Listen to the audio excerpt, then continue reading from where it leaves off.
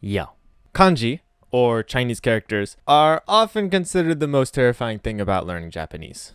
I think this is because people think they need to learn how to write them too, which is indeed a very scary thought. I'm here to tell you writing them is not necessary to becoming fluent in Japanese at all. If you enjoy writing kanji, that's great. Keep doing you, fam.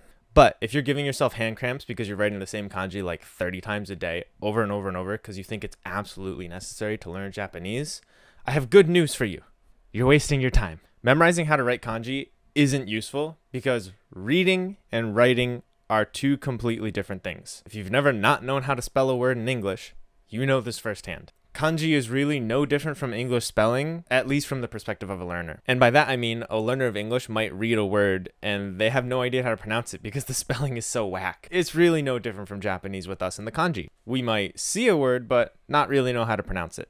Then slowly, as we get more used to the language, we can start taking guesses at what it means based on our past experience with other vocab that we've seen that kanji in. So if we spend all day learning how to write individual kanji instead of like learning vocab or getting natural exposure to Japanese, we're not helping ourselves to become better at what's important in Japanese or any language, which is the ability to communicate. In other words, writing takes a ton of time and it doesn't help with your comprehension or your fluency. For something that does help with your comprehension, fluency, and not sounding like you're a walking textbook, go check out Native Shark. My affiliate link in the description gets you an extended free trial and $60 off your first yearly sub, which renews also $60 every year. Point is, Japanese takes a long time to learn. At the beginning, if you're constantly worried about learning how to write, and you're spending maybe even hundreds of hours at the start trying to write stuff, then you're not practicing the skills like fluency and comprehension, which are super important, especially for you to feel good about yourself when you're studying. And spending all of that time not making progress is going to feel really frustrating, especially if you're writing the same kanji over and over and over and over. でも、漢字何回も書かないと暗記できんよ.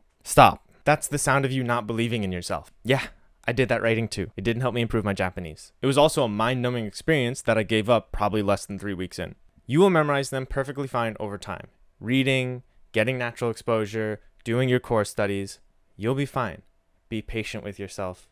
It takes time. Besides, you're basically never going to have to write Japanese.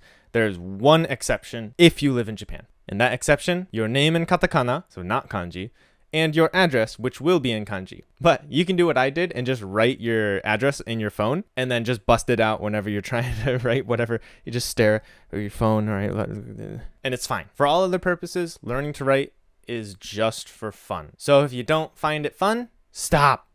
That said, there are many times where I found writing Japanese very fun. Notice I didn't say writing kanji very fun.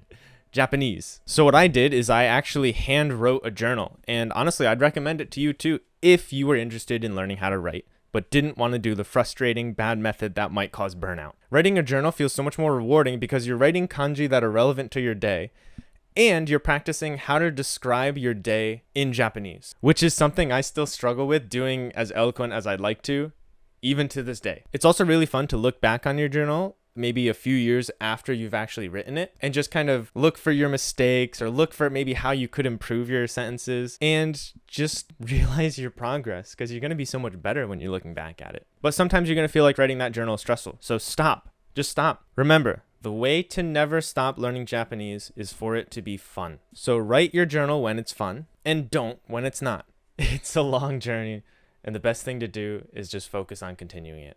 Thanks for watching. I'll see you in the next one.